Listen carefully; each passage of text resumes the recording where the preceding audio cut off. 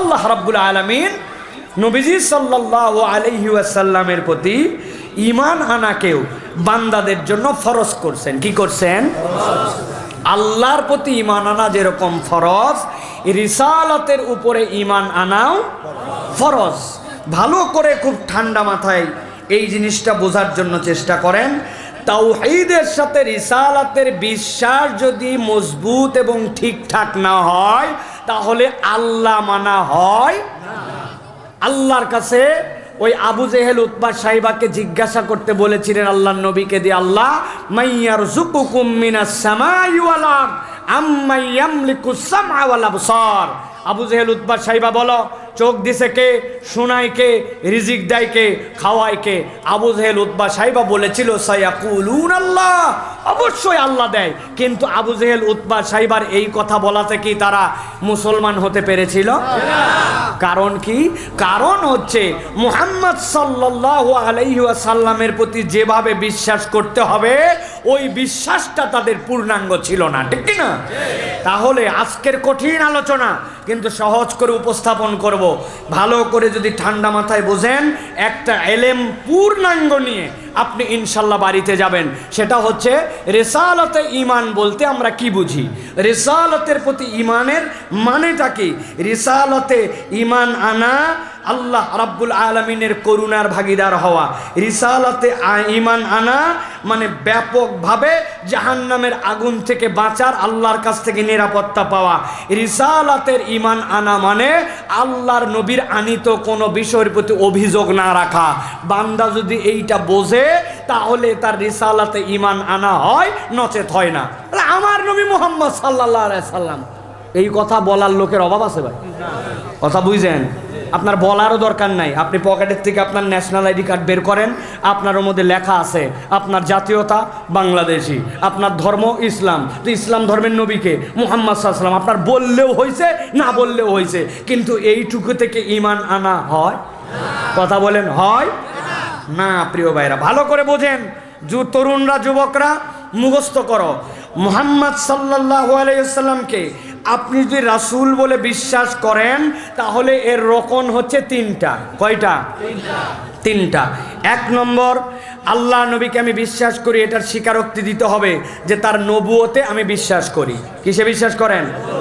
দুই নম্বর, তার মর্যাদা এবং ভালোবাসায় বিশ্বাস। কিসে বিশ্বাস?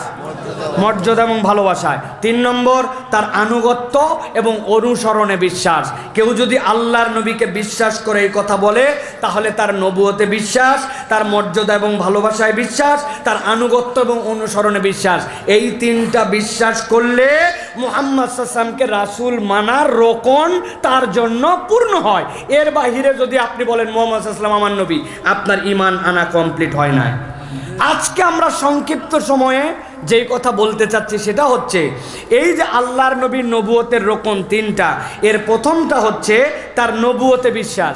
এখন আল্লাহর নবীর নবুয়তে আমি বিশ্বাস করি, এই কথা মুখে কেবল বললে হবে না, এর মধ্যে আল্লাহ চারটা দিক ঢুকায় রাখছেন। এই চারটা দিক যদি আপনি স্বীকার করেন তাহলে আল্লাহর নবীর নবুয়তে ঈমান রাখছি এইটার কথা বিশ্বাস করা হয়, নচেত আপনার নবুয়তে বিশ্বাস করা হয় নাই। আল্লাহর নবীর নবুয়তে বিশ্বাসের ভিত্তি হচ্ছে চারটা। কয়টা? জোরে বলেন, আরেকবার বলেন, যুবকরা বলেন, চারটা। এক নম্বর, আপনাকে স্বীকার করতে হবে আল্লাহর নবীর নবুয়ত সার্বজনীন। কি বলছি? আল্লাহর নবীর নবুয়ত কিয়ামত পর্যন্ত সার্বজনীন, সকল স্তরের মানুষের জন্য আল্লাহর নবীর নবুয়ত। একজন শ্রমিক বলতে পারবে না আমার জন্য নবুয়তের মধ্যে দীক্ষা নাই। একজন কখনো কুলি মজদুর বলতে পারবে না। একজন মেথর মুচি, একজন বিলিয়নিয়ার ট্রিলিয়নিয়ার কেউ বলতে পারবে না। আল্লাহ বলছেন নবুয়ত হচ্ছে সার্বজনীন। নবুয়ত কি? দুই নম্বরে, তার মাধ্যমে নবুয়তের সমাপ্তি হয়েছে। আল্লাহ নবীর মাধ্যমে নবুয়তের সমাপ্তি, এরপরে আর কোনো নবী রাসূল আসবে দুই নম্বর। তিন নম্বরে, রাসূলুল্লাহ সাল্লাল্লাহু আলাইহি ওয়াসাল্লাম নবুয়তের দায়িত্ব পরিপূর্ণভাবে পালন করেছেন। আপনার বুঝে ধরলেও না ধরলেও আল্লাহ নবী তার নবুয়তের দায়িত্ব পরিপূর্ণভাবে পালন করেছেন, এটাতে আপনার ঈমান রাখতে হবে। চার নম্বরে, আল্লাহর নবী যা কিছু শিক্ষা দিয়েছেন সন্দেহাতীতভাবে তা নির্ভুল। সন্দেহাতীতভাবে চারটা জিনিসের কেবলমাত্র ভূমিকাটা বললাম। এরপরে কোরআন হাদিসের আলোকে আমরা বাকি চারটা জিনিস প্রমাণ করার জন্য আপনাদের কাছে চেষ্টা করব। কেননা এই বিশ্বাস যদি আমার পূর্ণ না হয়, ওই যে বলছি আমি অ্যান্ড্রয়েড মোবাইলের মতো হতে পারি নাই, আমি এখনো বাটন আমি বুঝি নাই, এই জন্য আমার জীবনে হেদায়েতটা আল্লাহর পক্ষ থেকে ইনস্টল হয় না। এই জন্য নবুয়তের বিশ্বাসের ভিত্তি চারটা, এইটা বোঝা, এইটা শিক্ষা দেওয়া, এইটা জানা, এইটা জানানো প্রত্যেক ইমানদার জন্য দায়িত্ব। আমার আল্লাহ রাব্বুল আমিন এই চারটা বিষয়কে ক্লারিফাই করেছেন। এক নম্বর, আল্লাহর নবীর নবুয়ত সার্বজনীন। আল্লাহ রাব্বুল আমিন বলছেন কোরআনের 34 নম্বর সূরা সাবার 28 নম্বর আয়াতের মধ্যে আল্লাহ রাব্বুল আমিন বলছেন, ও আমার হাবিব, আপনি দুনিয়ার মানুষের কাছে এই বার্তাটা পৌঁছায় দেন। ওয়ামা আরসালনাকা ইল্লা কাফাতাল লিন্নাসি বাশীরাও ওয়া নাযীরা। আমার আল্লাহ বলছেন আপনি দুনিয়ার যত মানুষ আসবে কিয়ামত পর্যন্ত সব মানুষের কাছে জানায় দেন। আল্লাহ আপনাকে একটা এক্সেপশনাল নবী বানাইছেন। আল্লাহ নূহ আলাইহিস সালামের প্রতি আয়াত অবতীর্ণ করেছেন। আল্লাহ বলছেন, ও আমার নূহ, আপনাকে আমি দুনিয়ার বুকে প্রেরণ করেছি কি জন্য জানেন নাকি? আনজির কওমাক, আপনি আপনার কওম, আপনার যারা দায়িত্বশীল তাদেরকে আপনি সতর্ক করবেন, তাদেরকে আপনি সাবধান করবেন, তাদেরকে আপনি ভয়ের জিনিসটা জানায় দিবেন, আযাবের ব্যাপারে আপনি আগে তাদের কাছে জানাবেন। কিন্তু আল্লাহ বলছেন আমি নবীর ব্যাপারে এটা বলি নাই, আমি নবীর ব্যাপারে আগে বাশীর শব্দ ব্যবহার করেছি। হে নবী, আপনি আগে আপনার উম্মতের জন্য শুভ সংবাদদাতা, এরপরে আমি রব্বুল আমিন আপনাকে সতর্ককারী বলেছি। এই জন্য আল্লাহর নবী বলছেন কিয়ামত পর্যন্ত অনাগত সকল মানুষের জন্য আল্লাহর নবী যে শুভ সংবাদ এবং যে আল্লাহর নবী ভয় দেখায় গেছেন, এইটা উম্মতের জন্য যথেষ্ট। এইটা আল্লাহর পক্ষ থেকে বান্দার জন্য সার্বজনীন। সুবহানাল্লাহ। ভালো করে বোঝেন, আল্লাহ রাব্বুল আমিন এই কথার এক্সপ্লেন নিজেই করছেন। বান্দা কি মনে করে বুঝবে আমার হাবিব, আমার নবী আমার জন্য বাশীর? আল্লাহ কোরআনে বলছেন, কুল ইয়া আইয়ুহান নাস ইন্নী রাসূলুল্লাহি ইলাইকুম জামিআ। এই দুনিয়ার মানুষ ভালো করে জেনে রাখো, কিয়ামত পর্যন্ত যত মানুষ আসবে আমি মুহাম্মদ সাল্লাল্লাহু আলাইহি ওয়াসাল্লাম সকল মানুষের জন্য রিসালাত নিয়ে প্রেরিত হয়েছি। সুবহানাল্লাহ। এই কথার মধ্যে অনেক কথা ঢুকানো আছে। আমি ছোট্ট একটা উদাহরণ দেই আপনাদের কাছে, তাহলে আপনার কাছে বিষয়টা পরিষ্কার হবে। ধরেন আপনার এলাকার কোনো একটা ছেলে নেশাখোর, সে হিরোইন খায়, সে গাঁজা খায়। বলেন তো, নেশাখোর যদি কোনো শিক্ষিত সম্ভ্রান্ত ভালো পরিবারের মধ্যে এরকম হয়, ওই পরিবারের ওই সন্তানকে নিয়ে দুশ্চিন্তা আছে না? শুধু আসে না, বেইজ্জতির শেষ হয়ে যায় যদি কোনো ফ্যামিলির মধ্যে নেশাখোর ঢুকে যায়, ঠিক না? আমি আপনার কাছে জিজ্ঞাসা করতে চাই, ধরেন সেই ছেলেটা মুসলমান পরিবারের মধ্যে নয়, কিন্তু ওই ছেলেটা ধরেন কোনো হিন্দু ধর্মাবলম্বীর, কিন্তু ওই হিন্দু ফ্যামিলিটাও ভালো ফ্যামিলি। তাহলে হিন্দু ফ্যামিলির ছেলে যদি গাঁজাখোর হয়, নেশাখোর হয়, হিরোইনখোর হয়, হিন্দুর জন্য ওই ছেলেকে নিয়ে টেনশন আছে কিনা ভাই? আপনি যে এইগুলা চাঁদপুর শহরে যাই দেখবেন মাদকাসক্ত পুনর্বাসন কেন্দ্র আছে, ওখানে কেবল মুসলমানের ছেলে নাই, অনেক হিন্দু বিপদে পড়ে তার সন্তানকে সেখানে শুধরানোর জন্য দেয়, ঠিক না? এখন কোনো ধর্মীয় কারণে যদি কোনো নেশার কোনো অনুমোদন লাগে, তাহলে ইসলাম দুইটা ক্ষেত্রে অনুমোদন দিবে। ধর্মীয় ব্যক্তিগণ কাজীর কাছে এসে আবেদন দিবে তার ধর্মের অনুষঙ্গ পালনের জন্য নেশা লাগে, অথবা এইটা তার ধর্মীয় আচারের অংশ, তাহলে মুসলিম কাজী কেবল তার জন্য পারমিশন দিবেন। 2 নম্বর, কোনো ট্রিটমেন্টের জন্য যদি এরকম কোনো মুস্কির জিনিস যদি নেশা ব্যবহার করতে হয় ট্রিটমেন্টের জন্য, মুসলিম ডাক্তাররা বোর্ড করে যখন পরামর্শ দিবে, কাজী অনুমতি দিবে, তখন কেবলমাত্র এটার ব্যবহার বিধি আছে। এর বাইরে ইসলামে নেশা এবং নেশাদার দ্রব্য সকলের জন্য হারাম করে দেওয়া হয়েছে, সমাজের জন্য নিষিদ্ধ করে দেওয়া হয়েছে। আমি বোঝানোর জন্য আপনাদের কাছে দীর্ঘ উদাহরণ দিলাম। এখন যদি ইসলামের দেওয়া নীতিমালা অনুযায়ী সমাজের মধ্যে মদ, গাঁজা, বিড়ি, সিগারেট এইগুলা নিষিদ্ধের তালিকায় চলে যায়, আর যদি কেউ এইগুলা ব্যবহার করে ইসলামের দ্বন্দ্ববিধি অনুযায়ী তার শাস্তির বিধান নির্ধারণ করা হয়, তাহলে কি মুসলমানের ছেলেই কেবল সুফল পাবে না সমাজের সবাই সুফল পাবে? নবী সাল্লাল্লাহু আলাইহি ওয়াসাল্লাম এই জন্য বলছেন, কুলি আইয়ুহান নাস ইন্নী রাসূলুল্লাহি ইলাইকুম জামিআ, আমি দুনিয়ার সকল মানুষের জন্য রসুল হিসাবে প্রেরিত হয়েছি। কিয়ামত পর্যন্ত আমার রিসালাতটা অব্যাহতভাবে থাকবে, আর দুনিয়ার মানুষ আমার রিসালাত দিয়ে মানব জীবনে যত ধরনের কল্যাণ পেতে থাকবে। আল্লাহ নবী মদিনার বাজারে গিয়েছিলেন, কে জানে না? এখানে নবীজি সাল্লাল্লাহু আলাইহি ওয়াসাল্লাম যাওয়ার পরে দেখলেন এক লোক ওই মদিনার বাজারের মধ্যে সুন্দর করে জব বিক্রি করতেছে। উপরের জবগুলো এত ফ্রেশ, এত শুকনা।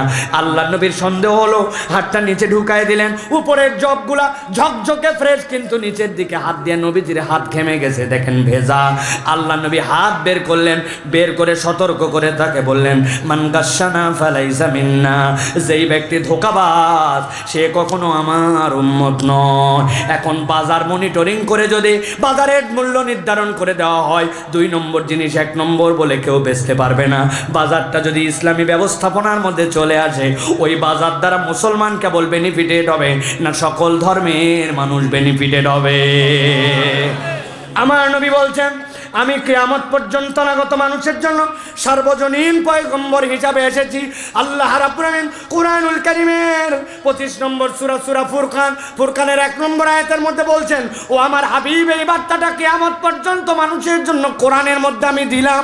আল্লাহ বলছেন, তাবারাকাল্লাযী নাযালাল ফুরকানা আলা আবদিহি লিয়াকুনা লিল আলামিন নাযীরা। ঠান্ডা মাথায় পরিচিত আয়াত, গভীর মনোযোগের মধ্যে অনেকগুলা কথা আছে, যেই কথাগুলো আপনাদের মনোযোগের আলোকে আমি আপনাদের ভিতরে ঢুকাতে চাই। ভালো করে খেয়াল করেন, রব্বুল আমিন এই জায়গায় বলছেন, তাবারাকাল্লাযী নাযালাল ফুরকান। কোরআনে আল্লাহ রাব্বুল আলামিন 2টা শব্দের ব্যবহার অদ্ভুতভাবে করেছেন। একটা হচ্ছে সুবহান, আর একটা তাবারাকা। তাবারাকা মানে হচ্ছে এমন প্রাচুর্য, এমন অটলতা, এমন অনিবার্যের ধারণা যেইটার মধ্যে অন্য কিছু দিয়ে আর কোনো রকম চিন্তাই করা যেতে পারে না। এত পাওয়ারফুল একটা শব্দ। আল্লাহ আরেকটা শব্দ নিজের কোনো শান বর্ণনা করার জন্য বলেছেন সুবহান। একটার ব্যবহার আছে কোরআনের 15 পারায়, সুবহানাল্লাযী আসরা বিআবদিহি লাইলাম মিনাল মাসজিদিল হারাম ইলাল মাসজিদিল আকসা।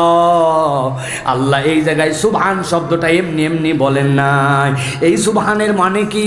আল্লাহ নবী সাল্লাল্লাহু আলাইহি সাল্লাম খানায় কাবার চত্বরে দারে উম্মে হানিতে, সেইখান থেকে আল্লাহ রাব্বুল আমিন জিবরাইল আমিনকে প্রেরণ করলেন। জিবরাইল আমিন আল্লাহ নবীকে নিয়ে রওনা হলেন রাতের সফরে। মক্কা থেকে চলে গেলেন বাইতুল মুকাদ্দাস। বাইতুল মুকাদ্দাস থেকে আল্লাহর নবী সপ্ত আসমান ভেদ করে সিদরাতুল মুনতাহা। কল্পনার মধ্যে বান্দা নিতে পারবে না। আল্লাহর নবী পরের দিন সকালবেলা খানায় কাবার চত্বরে দাঁড়ায়া আবু জেহেল সহ যারা ছিল সবাইকে বললেন, গত রাত্রে আল্লাহ রাব্বুল আমিন আমাকে মিরাজ করাইছেন। মিরাজ মানে কি? মিরাজ মানে কি?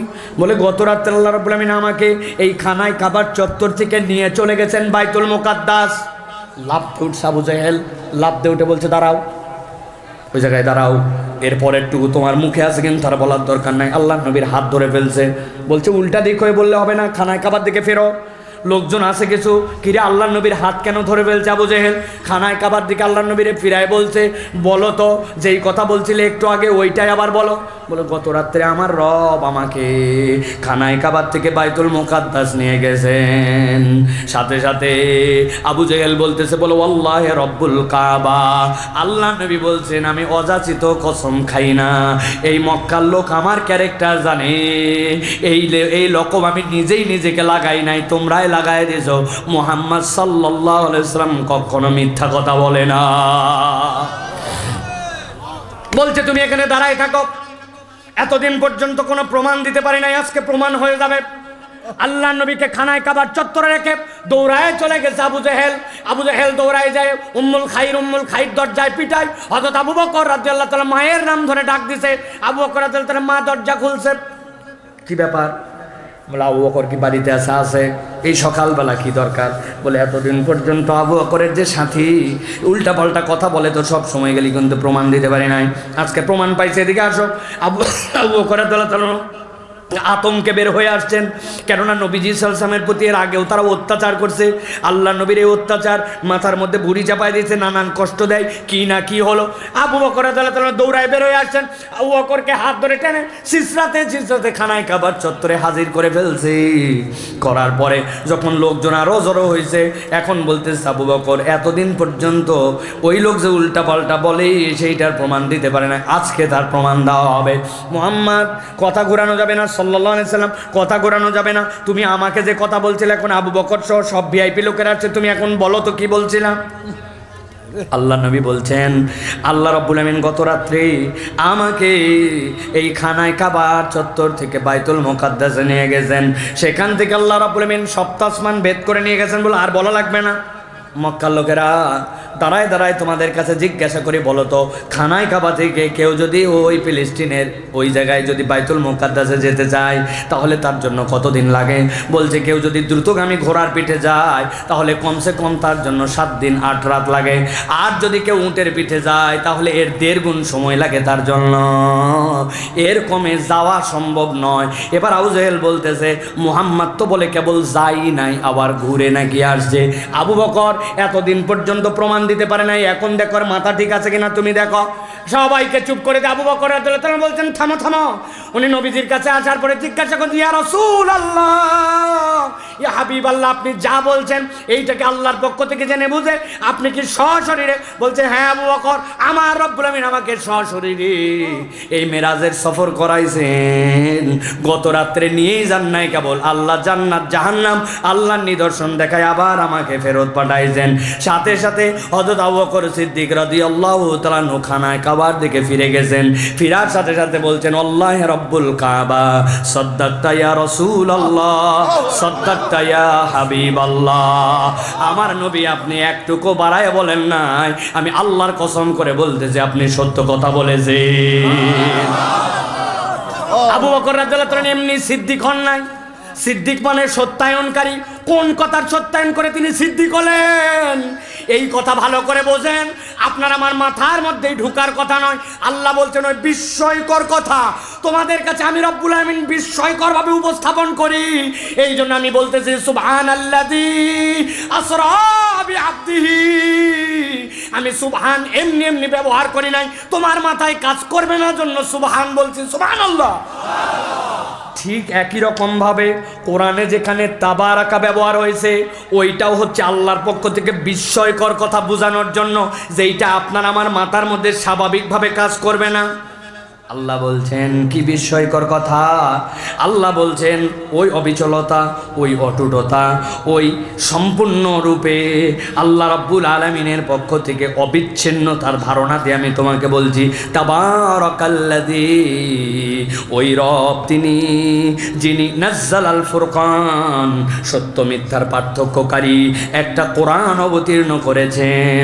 কার প্রতি অবতীর্ণ করছেন? কত বিস্ময়কর কারণে আল্লাহ এটা বলছেন। আল্লাহ বলছেন আলা আব্দি, আমার বান্দা মুহাম্মাদুর রাসূলুল্লাহর প্রতি অবতীর্ণ করেছি। জিজ্ঞাসা থাকতে পারে এই জায়গায় তাবারাকা বলে আল্লাহ কেন বিস্ময় প্রকাশ করলেন? আল্লাহ নিজেই তার তাফসীর করছেন দুই জায়গাতে।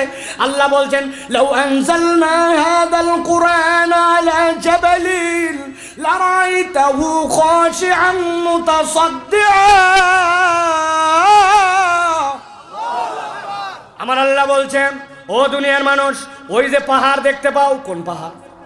উহুদ পাহাড় দেখতে পাই, বড় বড় পাহাড় দেখতে পাই, এমন পাহাড় যেই পাহাড়ের উচ্চতা কতটুকু, যেখানে ওঠার পরে কেউ যদি নিজের ফ্ল্যাগটুকুকে উঁচু করে তুলতে পারে তাহলে ওই দেশের সম্মান বেড়ে যায়, ঠিক কি না?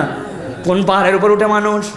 হ্যাঁ, ওই মাউন্ট এভারেস্টের উপর উঠার পরে সে সুন্দর করে পতাকা ধরে। চিন্তা করছেন পাহাড় তো এরকমই, কিন্তু আল্লাহ বলছেন না, আমি বিস্ময়ের আরেকটা কারণ বলছি। আল্লাহ বলছেন আমি যদি এই কোরআনকে পাহাড়ের উপর অবতীর্ণ করতাম পাহাড় থরথর করে কাঁপতো। কেন আল্লাহ কথা বলেন? আল্লাহ নিজে ব্যাখ্যা করছেন, বান্দা তুই পাহাড় সম্পর্কে জানিস না, আমি তোর জন্য জানালাম ওয়াল জিবালা আউতাদা। তুমি পাহাড়কে যতখানি উপর দিকে দেখতে পাও, ওই পাহাড় কেবল উপর দিকে ততখানি নয়, একটা পেরেক যদি তুমি পোতো, ওই পেরেকের মাথা যেরকম বেরিয়ে থাকে কিন্তু ভেতরের অংশটা গাঢ়া থাকে, ওইটার শক্তি দিয়ে কিছু ধরাতে যাও, তুমি তোমার ঘড়িটা লটকাতে যাও, তুমি তোমার ক্যালেন্ডারটা লটকাতে যাও, তার মানে তুমি যখন পেরেকটা মারছো ভিতরে কিছু গেছে কিনা? আল্লাহ বলছেন যেই পাহাড়ের প্রতি কোরআন অবতীর্ণ করলে থরথর করে কেঁপে ধ্বংস হয়ে যেত, আমি আল্লাহ ওই পাহাড়ের ব্যাখ্যা করলাম, ওই পাহাড় উপর দিকে যতখানি, ওই পাহাড়টা জমিনের ভিতরেও ততখানি কেড়ে দেওয়া আছে। ওই পাহাড়ের প্রতি যদি আমি কোরআন অবতীর্ণ করতাম, আল্লাহ বলছেন একটা আয়াত অবতীর্ণ করলে আল্লাহর ভয়ে থরথর করে কেঁপে ধ্বংস হয়ে যেত। কিন্তু আমি আল্লাহ বললাম তাবারাকাল্লাযী নাযালাল ফুরকানা আলা আবদি, আমি আমার হাবিব মুহাম্মদুর রাসূলুল্লাহ প্রতি কোরআন অবতীর্ণ করলাম। আমার নবী একটু নড়েও নাই, আমার নবী একটু অস্থির হয় না। সুবহানাল্লাহ। মানব জীবনের সবচেয়ে বিস্ময়কর ঘটনা, আল্লাহ নবীর প্রতি কোরআন অবতীর্ণ। আল্লাহ রাব্বুল আমিন বলছেন যেই কোরআনটা দিলাম ওই তাবারাকাকে আল্লাহ রাব্বুল আমিন ওয়াকফ করতেছেন আবার লিয়াকুনা লিল আলামিনা নাযীরা, এইটা পুরা জগৎবাসীর জন্য আমি আল্লাহর পক্ষ থেকে সতর্ককারী হিসাবে অবতীর্ণ করেছি। সুবহানাল্লাহ। কোরআন আপনার আমার জন্য সতর্ককারী। অনেক সময় আমরা বুঝি না যে সুন্নাহ আল্লাহ নবী যেটা দিয়ে গেছেন আপনার আমার জন্য, ওইটাও আল্লাহর পক্ষ থেকে এক্সট্রিম পর্যায়ে আপনার আমার জন্য কিয়ামত পর্যন্ত সতর্ককারী, ঠিক না? আপনাদের এলাকায় এই চাঁদপুরে কি করোনার সময় করোনা হয়েছিল ভাই? এই যুবকরা যারা দাঁড়ায় আছো, হয়েছিল ভাই? করোনার থেকে বাঁচার জন্য কি পদ্ধতি নিল? করোনার জন্য প্রথম পদ্ধতি নিয়েছিল, বললো এই হ্যান্ড ওয়াশ আছে না, জবর হাত ধোয়া লাগবে কয় সেকেন্ড, 20 সেকেন্ড, কয় ভাবে, কয় 6 ভাবে, ঠিক না? বাপরে, হাত ধোয়া আপনারে ধোয়াইছে কয় 20 সেকেন্ড আপনাকে হাত ধোয়া লাগবে। আপনিও করোনার থেকে বাঁচার জন্য 20 সেকেন্ড হাত ধুইছেন, কিন্তু হাতটা যেই না ধোয়া শেষ, ধোয়ার পরে কপালের এই জায়গা চুলকাইছে একটু, সাথে সাথে হাত দিয়ে আবার কপাল চুলকাইছে, চুলকানোর পরে মনে হয়েছে কিরে হাত ধোয়ার আগেও তো কপালে একবার হাত দিছিলাম, তাহলে ওই জায়গায় তো জীবাণু থাকতে পারে, তাহলে আবার তো ওই জীবাণু হাতে লাগলো, তাহলে তো আবার হাত ধোয়া লাগবে, কি করো আবার হাত দাও। 6 বার হাত ধুইছে, ধোয়ার পরে এই জায়গায় একটু হাত তুলে আস্তে করে একটু চুলকানি দিয়েছে, দেওয়ার পরে মনে হয়েছে নাউজুবিল্লাহ, আমি তো এই জায়গায় হাত ধোয়ার আগেও চুলকাইছিলাম, আবার এই জায়গায় চুলকালাম, বিপদ তো বলে কি করা লাগবে, বলে আবার হাত দাও, ধুতেই থাকো ধুতেই থাকো, তোর সাবান স্লো নাকি রে? আছে না ভাই? আপনি জবর হাত ধুয়ে টুয়ে এবার চিন্তা করছেন আর কোনো জায়গায় আমি হাত ঠেকাবো না, যত চুলকাক আমি কোনো জায়গায় চুলকাবো না। বাঙালি যদি একবার সিদ্ধান্ত নেয় কোনো জায়গার চুলকাবো না, পুরা গা চুলকায়, ঠিক না ভাই? একটু খেয়াল করেন, আল্লাহ বলছেন লিয়াকুনা লিল আলামিনা নাযীরা। 1450 বছর আগে করোনা নাই, কিচ্ছু নাই। আল্লাহ বলছেন নবী কিয়ামত পর্যন্ত পারফেক্টভাবে হাত ধোয়াটা আপনি শিখান। আপনি যখন ওযু করবেন আপনার উভয় হাতের কবজি আগে ধুয়ে নিছেন, আল্লাহ বলছেন এরপরে তাকে কুলি করান, নাকের ময়লাগুলা বের করায় দেন, তারপরে মুখমণ্ডলটা ধোন। একবার ধোয়া ফরজ, 3 বার ধোয়া নবীর দেওয়া দায়িত্ব। কপাল থেকে তুতনি, এই কান থেকে ওই কান, এরপরে আপনি মুখ টুক ধোয়ার পরে আবার আপনাকে আল্লাহ হাত ধোয়াইছেন, কোনইশো হাত ধোও। এরপর আল্লাহ বলছেন মাথাটা মোছেও করাও। দুনিয়ার সবাই আপনাকে সব ধোয়ালো, কিন্তু লোকের থুতু, লোকের নাকের ময়লা, লোকের যত ধরনের জাম সবগুলা পায়ে পায়ে করে ঘোরা। ওই বান্দা ভালো করে হাত ধুয়ে বিছনায় উঠছে, পা না ধুয়া আর বিছনা না পাক। কিন্তু আল্লাহ নবীকে বলছেন আপনি ওই টাকনু, ওই গোড়ালি সহ আপনার উম্মতের জন্য পা ধোয়া শিখায় দেন। আপনি খেয়াল করেন, আপনি হাত ধুইছেন হাত দিয়া, মুখ ধুইছেন হাত দিয়া, আপনি মাথা মশো করার পরে হাত ধুইছেন, এরপরে 2 পা ধুইছেন, সেটাও আপনি হাত দিয়ে ধুইছেন। আপনার হাতকে আল্লাহ রাব্বুল আমিন 20 সেকেন্ড নয় আচ্ছা মতো পরিষ্কার করাইছেন, পুরা শরীরটাকে আপনার পরিষ্কার করাই দিয়েছেন। আল্লাহ বলছেন তোমার হাত ধোয়ার মধ্যে গ্যাপ থাকতে পারে, কিন্তু আমার নবীকে আমি বিশ্বময় নবী করে যে সতর্ককারী করেছি, কিয়ামত পর্যন্ত ওর মধ্যে কোনো গ্যাপ নাই, ঠিক না? আল্লাহ রাব্বুল আমিন এই জন্য বলছেন এটা একটা বিস্ময়কর ভাবে আমার হাবিবের প্রতি আমি কোরআন দিলাম, তাবারাকাল্লাযী নাযালাল ফুরকান। আল্লাহ বলছেন এটা অন্য কিছু নয়, সত্য মিথ্যার মধ্যে সুস্পষ্ট পার্থক্যকারী। হক হকের দিকে চলে যাবে, বাতিল বাতিলের দিকে চলে যাবে, এই দুইয়ের মধ্যে মিশ্রণের কোনো সুযোগ নাই। আল্লাহ নবীর মাধ্যম দিয়ে সতর্ক বার্তা জানায় দিয়েছেন, এখন মানলে ভালো, না মানলে তোমার বিপদ। আল্লাহ দারোগাগিরি করার জন্য নবীকে দেন নাই। যেই ব্যক্তি হকের ট্র্যাকে থাকবে আল্লাহ হেদায়েত দিবেন, আর হকের ট্র্যাকে না থাকলে হেদায়েত থাকার পরেও তার নসিবে হেদায়েত হবে না। 17 বছর দাপট দেখায়া চপ করে হয়তো দেশ থেকে পালানো লাগতে পারে, ঠিক নি ভাই? আবার পালানোর পরে যদি আবার ভাবে পালায় বেঁচে গেলাম, আমাদের বাঙালির অনেকের ধারণা হুজুর আমেরিকা বোধহয় আল্লাহর দুনিয়ার বাইরে, তাই তো না ভাই? আমেরিকা আল্লাহর দুনিয়ার বাইরে তো না, কানাডা আল্লাহর দুনিয়ার বাইরে, ইউরোপ আল্লাহর দুনিয়ার বাইরে, পাশের দেশ তো আল্লাহর দুনিয়ার বাইরে না। আপনি কোথাও পালাতে পারেন নাই, আপনি আল্লাহর দুনিয়ার মধ্যেই আছেন। তওবা করে ফেরত না আসলে, বান্দার হক জনগণের টাকা বুঝ করে না দিয়ে বিচারের মুখোমুখি না হলে এই পালানো জাহান্নামে যাওয়ার আগ পর্যন্ত শেষ হবে না।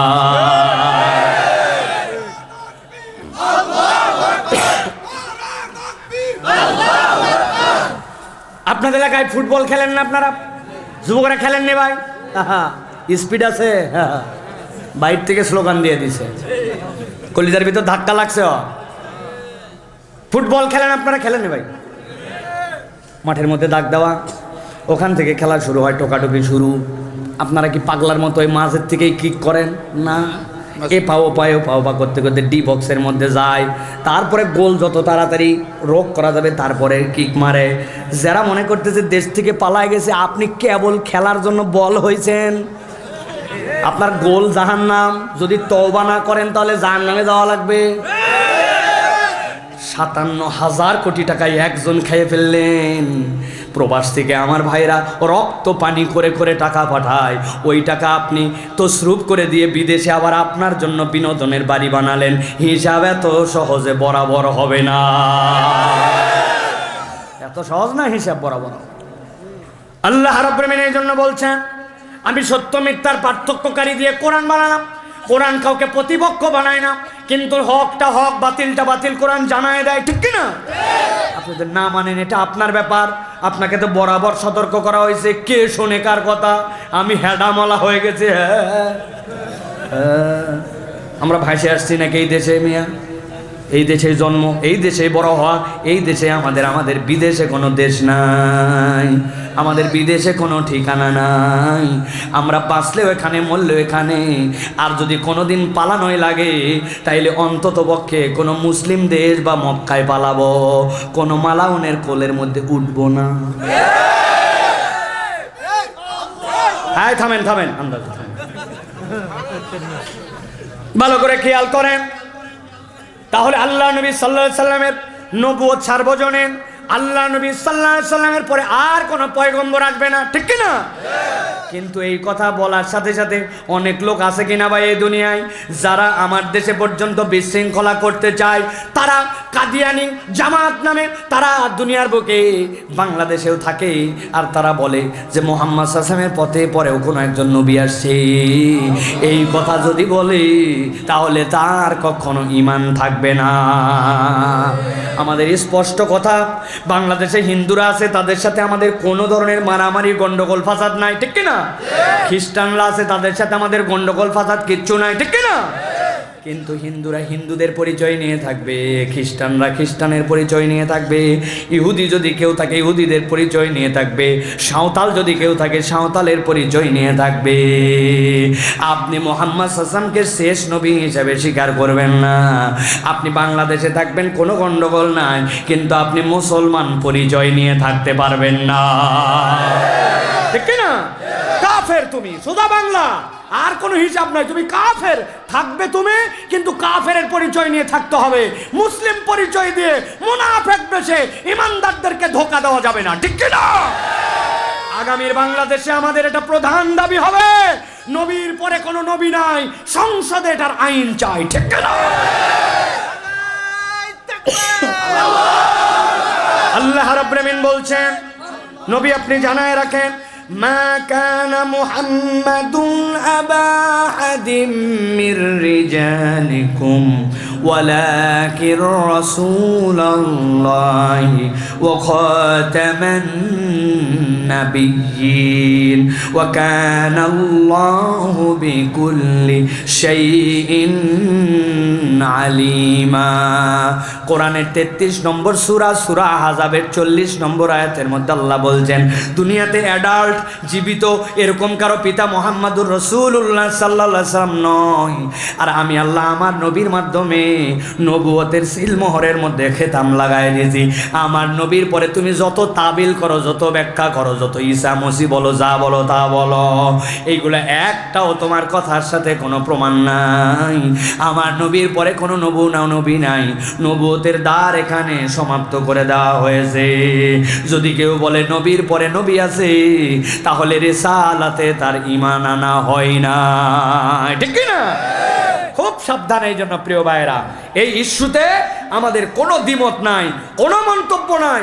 এক ধরনের ঈমান চোর এখন আপনার কাছে আসবে, আমার কাছে আসবে, আসার পরে বলে যে এক নবী তোমরাই বলো আসমানে চলে গেছে ঈসা, বলো তাহলে জীবিত নবীকে মানবে না মুর্দা নবীকে মানবে? বলে হ্যাঁ, জীবিত নবী তো আছে। ঈসা আলাইহিস সালাম আল্লাহর মিরাকল, আল্লাহ রাব্বুল আলামিন আসমানে তুলে নিছেন, কিন্তু শেষ জামানায় যখন আসবেন উনি পয়গম্বর হিসাবে আসবেন না, উনি উম্মতে মুহাম্মাদি হিসাবে আসবেন, উনি পয়গম্বর নয়। অতএব আল্লাহর নবীর পরে নবী আছে, যত প্রকারান্তরে বুঝাক ওরা ধোঁকাবাজ, বেঈমান, অমুসলমান, ঠিক না? ওরা কিন্তু নতুন করে নানান দিক দিয়ে ছড়াচ্ছে, নানান দিক দিয়ে মিশনারি ওয়ার্ক করে করে আপনার আমার ব্রেন ধোলায় দিচ্ছে।